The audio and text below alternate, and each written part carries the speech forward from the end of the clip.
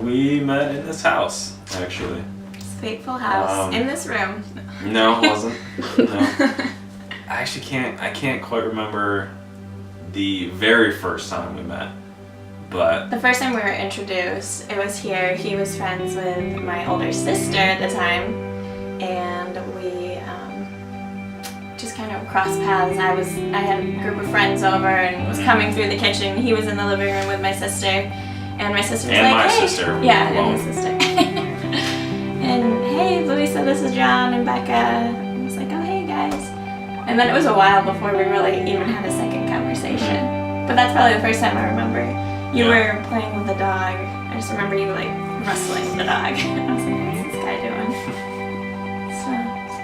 Yeah, that was it. So John was pretty quiet. He still kind of is. I'm more of the loud one. But we hung out in group settings a lot, and then eventually, like, he and I kind of picked up this sarcastic banter we would have. Just kind of make fun of the people we were with a little bit. Sounds terrible, but No, it wasn't anything it's the start cruel. to a budding relationship. It was something we like had in common, the same like view on people. So we would like chat back and forth about stuff. I put my number in your phone, and then we never stopped texting after that. Yeah.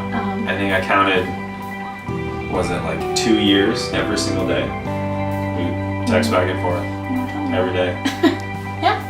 So I don't ever remember not texting you after that. So our relationship, I mean, I guess you can call us a 21st century couple. Yeah. Kind of cliche, but we used the phone a lot. I was in college and he was not, so he would come to visit me and my friends, and really slow at asking me out. I was, yeah. I wanted to make sure that I was into it. you were into me. Because I wasn't sure. Because I thought he liked every other girl in the world. There were probably 3 different girls that I thought he liked at the time. And he was still talking to me, so I knew we had this connection, but I thought you liked other people. It's just weird. No, it wasn't true. So that's kind of, I guess, how did you ask me out? I don't even remember. It was, actually your mom had kind of initiated it. And you and her had gone out to dinner or lunch or something. And she just came out with it. She was like, "So, what's going on with this John guy?" And that's when you told her that you liked me and that you didn't know how I felt. And so it was through that conversation that prompted us to be like, okay, let's evaluate this. Where are we going? And that's what I told you. That's what I'm talking about. So I initiated it? The conversation? Kind of secondhand, but I remember yes. that now. That's so funny. Yes. Was it in the car? It was. It was, as were many of our conversations. Yeah. I think true biblical love is really just laying down your wants and desires to make the person you love successful, or to show them that you love them. Whether it's the little things, just telling them how you feel about them. If it's a spousal love or if it's just a friend love, just showing them how much you appreciate them, encouraging them, and loving them even when you don't want to. Because love isn't always a feeling. That's the Hollywood version of love, but real love is hard. Real love is difficult. It's a choice. It's a choice you make. And I think real biblical love is it's just choosing to love people. I think what comes with biblical love is sacrifice. I think it says in John 15 that love is laying one's life down for another, and so true biblical love comes with sacrifice. You have to give up, not necessarily yourself, but you have to give up things that you would normally do for yourself because you want to do it for someone else. And it's taking the moments when you feel like blessing yourself and turning it around to bless someone else, and doing that consistently over time because you want to, until eventually you don't even think about it anymore because you just naturally love them the way that they're meant to be loved. How would you choose to love somebody? I think it's kind of a lifestyle in a sense of, how do I love you? It's every day, again, like I said before, going out of your way to make you feel appreciated, to make you feel loved, whether it's just being thoughtful of you, making sure that I brew your morning decaf coffee, or that I don't leave my dirty dishes for you to do later in the evening, or brushing off your car. Like, those are practical things I can do to, one, make your life easier, but showing you that I love you and that I care, and then making you feel appreciated, telling you that how I feel about you, and when you look nice, making sure that I notice that and that I tell you, and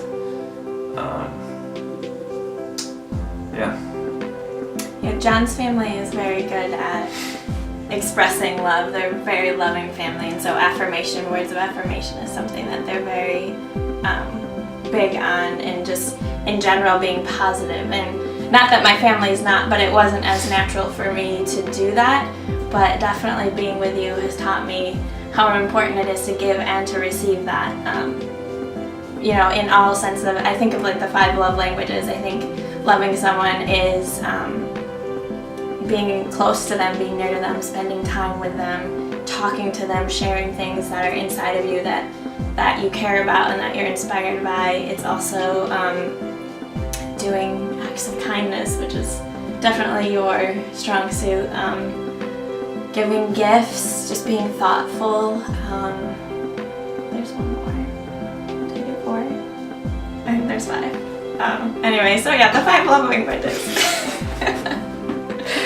When they get on your nerves, when they leave things messy or do things different than you do, that's a big thing for us. Like, we were just used to doing things a certain way, and then all of a sudden we didn't know that the other person didn't do it that way. So I don't feel we have like huge disagreements, but it's hard to love when you're frustrated, or like when you're running late, or when you run like mud through the house. So I think that, I don't know, we've learned to just kind of take a breath, like say what we want to say. We try not to like keep things to ourselves or let it build up, but say it and then like let it breathe for a minute, not like argue about it, because if you do respond right away, you're going to be offended or you're going to be hurt or whatever. It's better to realize like the other person's not trying to hurt your feelings, and that if you can put yourself in their shoes for a minute, you can see, okay, like that's what you're feeling right now. I didn't know that, I didn't see that, but that's still important to me, even though I didn't know it and I don't see it. So I think that's kind of how we've learned to handle those frustrating times. Yeah, it's definitely harder in the mornings to love people, for me anyways. I'm not a morning person at all.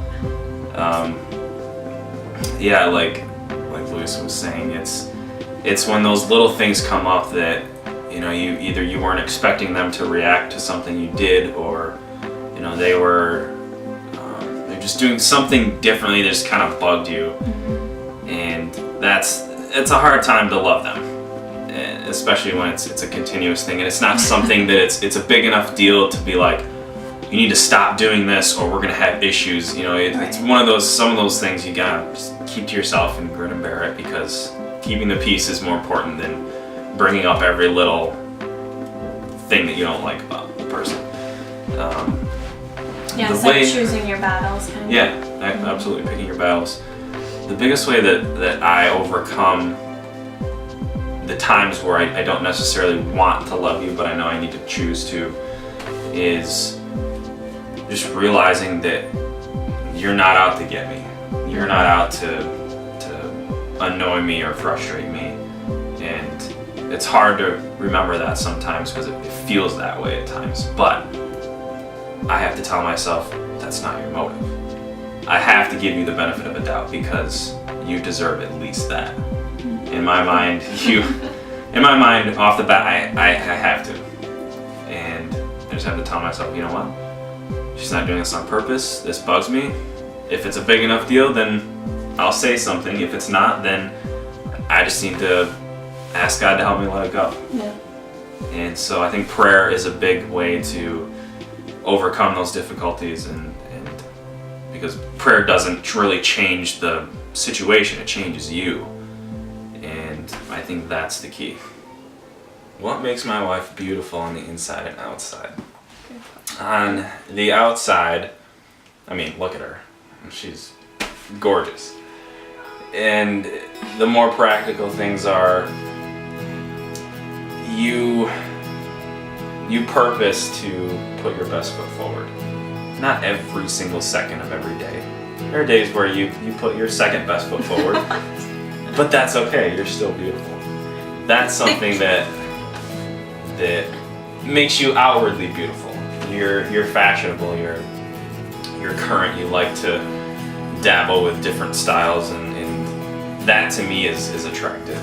And that you care how you look. There's a lot of girls that they'll put enough effort into it to get by, but you don't like running with the status quo. You've never been that way. That was one of the things that attracted me to you. I noticed that, and I like that you do that. And it's just something it's called me up to put more effort into how I look, and inspired me. What makes you beautiful on the inside is your passion, your heart, your desire to reach people, to minister to people. And I don't think you always purpose that to be how it's interpreted, but it is. And you have a heart for people that are kind of the opposite of you, in that they kind of get complacent, and you want to pull them out of their complacency and say, no, you're so much better than this. Like, this is a vision that I have for you, and you can be this person, and you're inspiring. And that's something that's beautiful to me about your heart and your passion. The qualities that I appreciate most about John, there's a lot, but probably the biggest thing I noticed that I mistook for arrogance before is actually confidence. And they're quite different things, because arrogance means that you love yourself more than others, but confidence means that you know yourself and that you don't think about yourself all the time. You are past yourself and you can think about others. And that is something that John exudes. He's very comfortable in his own skin. And to me, that was something really important, because there's a lot of guys out there who are in their 20s and they, lift weights to make up for lack of a personality or lack of depth or something like that. And John's not like that. He is who he is, and he knows himself well. And that attracted me to him, because I appreciate maturity a lot. And so I never felt like you were more immature than me. I felt like you actually called me up to some maturity, especially through my younger years. So I definitely appreciate that. Another thing that is apparent to the whole wide world, but I get to see it every single day, is just his serving heart. He's always giving of his time, his energy, his abilities to bless other people. Now I get the brunt of it, and I feel selfish, because he's always making me tables and making us countertops and redoing our whole house and stuff, that I get to look good because of him. But he serves every single week in our church, and he serves his family and my family all the time. I mean, there was this summer where I was away, and we were dating at the time, and he came over and basically was a big brother to my sister and took her all around. I remember she would randomly text me and be like, John and I are out getting ice cream, and that made my heart smile, knowing that you cared about her. So those are the things I appreciate about him. What does the Bible say about loving? we kind of touched on that, but it's sacrifice, it's laying your life down. You had a good thing the other day. You said you think about Christ loving the church as the ultimate way to love each other. Yeah, kind of the ultimate model example. I don't know, just seeing the relationship between us and God, and it's the ultimate form of just, I don't know, sacrifice. I mean, constantly, if you think about it, every single day we're in some way not living up to the expectation of being righteous, and we can't even in and of ourselves, but just the fact that God is always there, and that any moment we stop and realize, wow, I'm a wretched person, and repent, He's right there every single time, and He'll never leave you or forsake you. That's the ultimate form of love. It's complete sacrifice. I mean, sending your only son to die for all these wretched people. That's love. That's intense love. Yeah, so I guess with that would be just intentionality. I think the Bible is very intentional about teaching us how to love. So each part of it, I mean, if love comes from God, and over again it says God is love, God is love, and so I think since we've been married, I've been able to understand more what it means, like that there is a being who is love, because if this is something I'm supposed to express so deeply every single day, there must be someone who does it really, really well that I can look up to, and if God is love, then He's put that love in me, so every little thing I can do to love better is an expression of what God did. So that's how I say biblical love. How should husbands and wives love each other? I think the theme here is sacrifice, and I think the culture today is a lot of me-centered. It's, I need to get what I want, I need to get what I deserve, and it's, all the ads, you deserve this and you deserve that, and it's an autonomous worldview is what it is, and I think that's one of the biggest issues in marriages today is couples are looking to fulfill and satisfy their own needs, where really it should be the opposite. They should be looking to satisfy and fulfill their spouse's needs, and sacrificing for them every day. And it's not meaning that you just become a people pleaser for your husband or your wife, but you're always looking for some way to just do something for them, to appreciate them, love them even when you don't want to. The 5 different love languages, doing one of those each day. It's a constant practice. Like, love is, in the culture today, love is portrayed as a feeling. You fall in love. You don't fall in love. Love is acquired. It's perfected. It's a choice. You can get better at loving your husband or your wife over the course of your marriage, and I don't think you grow in that feeling. I think sometimes it can get more intense at times, but the feeling's always going to ebb and flow.